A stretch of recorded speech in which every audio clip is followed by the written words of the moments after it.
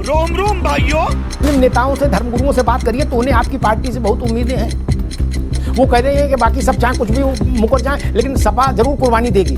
मामला कुर्बानी का है भैया।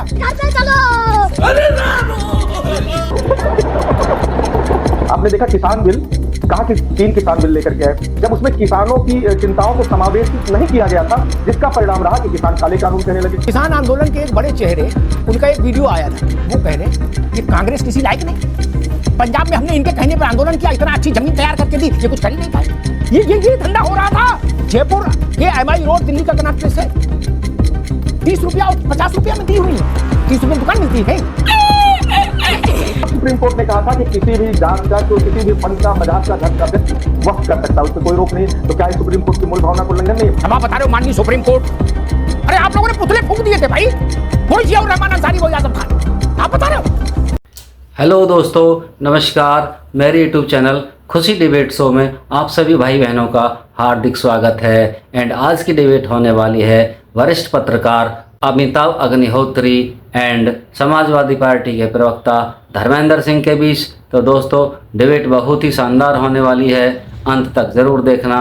और हाँ दोस्तों, आपसे एक छोटा सा अनुरोध है, यदि आप मेरे चैनल पर पहली बार आए हैं तो चैनल को सब्सक्राइब करना ना भूलें और वीडियो को लाइक, शेयर, कमेंट ज़रूर करें। तो आइए दोस्तों, मेन डिबेट स्टार्ट करते हैं। तो करना, परेशान हो गए हम लोग 2.5 साल से। चलो भाई देखो, आज जुमा भी था, इस नाते भी मस्जिदों में भीड़ होती है। प्रदर्शन की खबरें भी आई हैं, वैसे चित्र भी आए हैं। पटना है, अहमदाबाद है, जयपुर है, कई जगह से। लेकिन उत्तर प्रदेश के 75 जिलों में कहीं कोई हंगामे की खबर नहीं आई। और दूसरा विषय ये कि क्या मुसलमानों के लिए, मुस्लिम पर्सनल लॉ बोर्ड के लिए, जमायत उलेमा हिंद के लिए विपक्षी दलों को कुर्बानी देनी होगी। मुस्लिम तंजीमें मांग कर रही हैं कि आइए और हमारे हक में कुर्बानी दीजिए, खूब आइए। अदालत की लड़ाई भी चलेगी, लेकिन आपने तो कुर्बानी का कमिटमेंट किया था तो कुर्बानी तो दो। मेरा दिल नहीं कहता। विवेक जी, लीडर ऑफ अपोजिशन अगर बहस को शुरू करते तो वो थोड़ा एक पायदान बात और ऊपर हो जाती, नहीं विवेक जी? जी, इसके पीछे कोई अमिताभ खास जी देखिए, रणनीति? बात को नहीं देखिए, आपकी बात ठीक है, वो शुरू करते, लेकिन यहाँ पे सवाल ये है कि जिस तरीके की दलीलें आज सत्तारूढ़ दल की तरफ से संसद में दी जा रही हैं, यही दलीलें किसान कानून में दी गई थी। हम किसानों का भला चाहते हैं और जिसका भला आप चाहते हैं वही कह रहा भैया ये भलाई हमें नहीं चाहिए। ये स्थिति क्यों आती है? आप अच्छा कर रहे हैं, आप सबकी सहमति नहीं लेते हैं, आप आपसी सहमति नहीं बनाते हैं, जल्दबाजी क्यों दिखाते हैं? विवेक जी, एक मिनट रोके फिर। मुझे आज तक वो मैकेनिज्म कोई नेता नहीं बता पाया। कोई हम सरकार है, मान लीजिए, एक उदाहरण, रुक जाइए एक मिनट, एक सेकंड के लिए, हैं हम सरकार हैं और मुझसे आपने कहा कि पूरे देश की सहमति ले आओ, मैं 150 करोड़ लोगों से लिखवा के लाऊं। पार्लियामेंट ही देश की सहमति है भाई, जिनको चुन के भेजा लोगों ने शासन करने के लिए। आप अजब लोकतंत्र की व्याख्या कर रहे हो मित्र। इंदिरा गांधी देश के पास गई थी इमरजेंसी लगाने से पहले, इंदिरा गांधी गई थी। नेहरू जी ने, एक मिनट, नहीं ऐसे नहीं, नेहरू जी ने वक्फ को कानूनी शेप दिया, देश के पास गए थे। नरसिंह राव ने कहा वक्फ को असीमित ताकतें थी, 100 करोड़ हिंदुओं से पूछा था, हिंदू नागरिक नहीं थे देश के। मनमोहन सिंह ने पूछा था, चिट्ठी लिखवाई थी। कैसी बात कर रहे हो महाराज? धर्मेंद्र जी, कुछ स्थानों पर प्रदर्शन हुए हैं, हालांकि उत्तर प्रदेश में नहीं हुए, लेकिन बाकी देश में हुए हैं। और मुस्लिम नेताओं से, धर्मगुरुओं से बात करिए तो उन्हें आपकी पार्टी से बहुत उम्मीदें हैं। वो कह रहे हैं कि बाकी सब चाहे कुछ भी मुकर जाए लेकिन सपा जरूर कुर्बानी देगी। मामला कुर्बानी का है भैया। घर पे चलो। अरे राम। लोकतंत्र में सबसे महत्वपूर्ण है संख्या बल के आधार पर जन भावनाओं, जन आकांक्षाओं की उम्मीदों को आप पानी फेर नहीं सकते। आपने देखा किसान बिल, कहा कि 3 किसान बिल लेकर के आए, जब उसमें किसानों की चिंताओं को समावेशित नहीं किया गया था, जिसका परिणाम रहा कि किसान काले कानून कहने लगे। रुको जरा, सब्र करो। किसान आंदोलन के एक बड़े चेहरे, उनका एक वीडियो आया था, सुन लो किसान आंदोलन हर बोल रहे, धर्मेंद्र जी भी बोल रहे थे, तो मुझे लगा कि अभी उत्तर दे दूं, हालांकि मैं बचना चाहता लेकिन आप लोग नहीं माने तो सुन लीजिए। अभी मजा आएगा ना भिड़ो। वो कह रहे ये कांग्रेस किसी लायक नहीं, पंजाब में हमने इनके कहने पर आंदोलन किया, इतना अच्छी जमीन तैयार करके दी, ये कुछ कर ही नहीं पाए। लो आप बता रहे हो देश का किसान, ये कह रहे थे।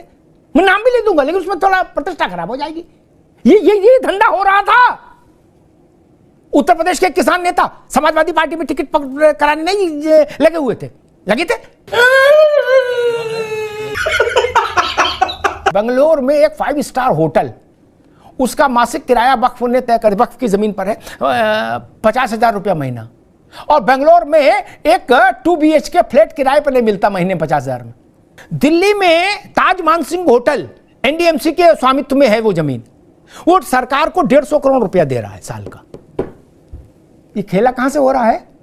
जयपुर की MI रोड की दुकानें, जयपुर के MI रोड दिल्ली का कनॉट प्लेस है, 30 रुपया और 50 रुपया में दी हुई है।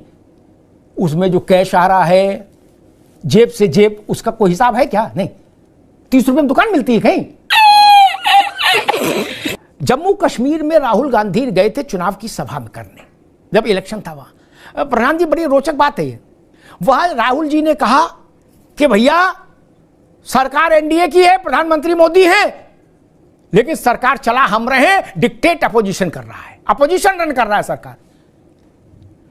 विवेक जी, क्या राहुल जी अब भी यही बात कह सकते हैं?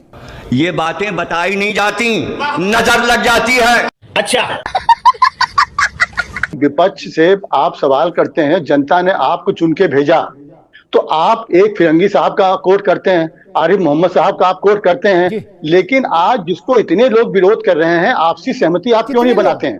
कितने लोग? क्या बात है? बार बार कितने लोग? सवाल कितने लोग? सरकार का कितने लोग? कांग्रेस महाराज आप सहमति कितने लोग? नहीं क्यों नहीं बनाते हो? गजब बात है।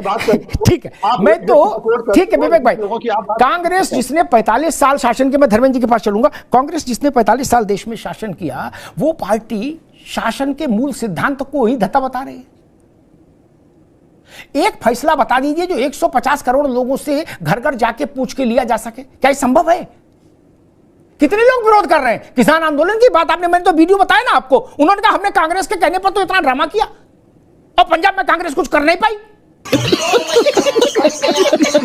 सुप्रीम कोर्ट में एक फैसला हुआ था 1957 में, मोती साहब बनाम अब्दुल गफ्फार, उसमें 38 नंबर, उसमें साफ सुप्रीम कोर्ट ने कहा था कि किसी भी जात का, किसी भी पंथ का, मजहब का, धर्म का व्यक्ति वक्फ कर सकता है, उसमें कोई रोक नहीं। तो क्या ये सुप्रीम कोर्ट की मूल भावना को उल्लंघन नहीं है? दूसरा, उत्तराधिकार नहीं, हिंदू उत्तराधिकार में है कि हम अपनी संपत्ति किसी को भी रजिस्ट्री कर सकते हैं, किसी को दे सकते हैं, अपने यहाँ सेवादार को, बच्चों को देना चाहें देंगे, नहीं देना चाहें तीसरे दे देंगे।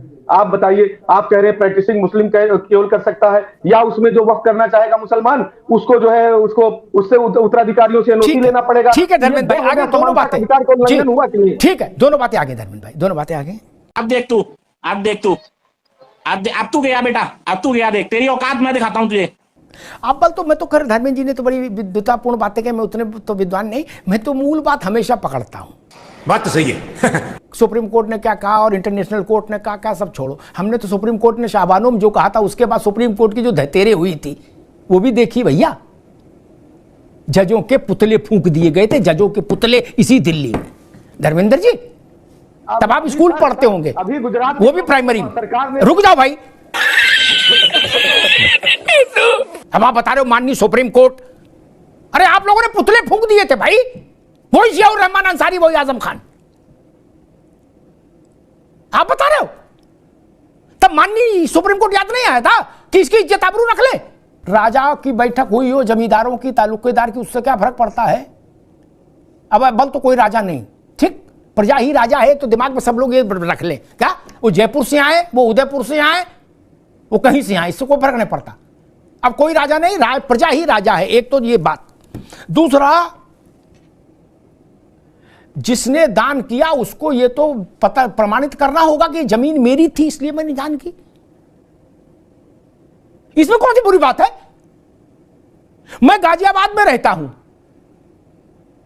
मैं पूरा गाजियाबाद वक्फ कर दूं और कहूं ये नहीं बताऊंगा ये मेरा स्वतंत्र धार्मिक अधिकार है कि मेरी संपत्ति कहां से आई है। ये कोई मतलब है? संभल में यही हुआ था, नहीं, अब नहीं आएंगे आपके पास। संभल में यही हुआ था, एक फर्जी दस्तावेज तैयार किया गया अब्दुल समद नाम से, 5 वर्ग किलोमीटर का संभल शहर, और उसने 7 वर्ग किलोमीटर लिखा दी जमीन कि हमने दे दी। इससे बड़ा मूर्खतापूर्ण कोई प्रपंच हो सकता है क्या? हिमालयी मूर्खता और हिमालयी प्रपंच। डीएम ने कहा मुकदमा कराओ, जांच कराओ इसकी दस्तावेज की। उनके आगे नाती पोते रोते चिल्लाते, बोले सर हम तो मूंगफली का ठेला लगाते, हमसे कहां हमारे पास जमीन है कि हम वक्फ कर दें। सच्चर कमीशन की रिपोर्ट क्या कहती है? मुसलमान बहुत गरीब है। अब विवेक जी भी की पार्टी भी ये कहती मुसलमान बहुत गरीब है, राहुल जी भी और अखिलेश जी भी। जो कौम सबसे ज्यादा गरीब है वो जमीन धुआंधार दान की जा रही है, धुआंधार। अरे भैया 10x10 का प्लाट तो मिलना मुश्किल है, ये हजारों लाखों एकड़ जमीन कौन दान कर रहे हैं? कहां से आए हैं ये लोग?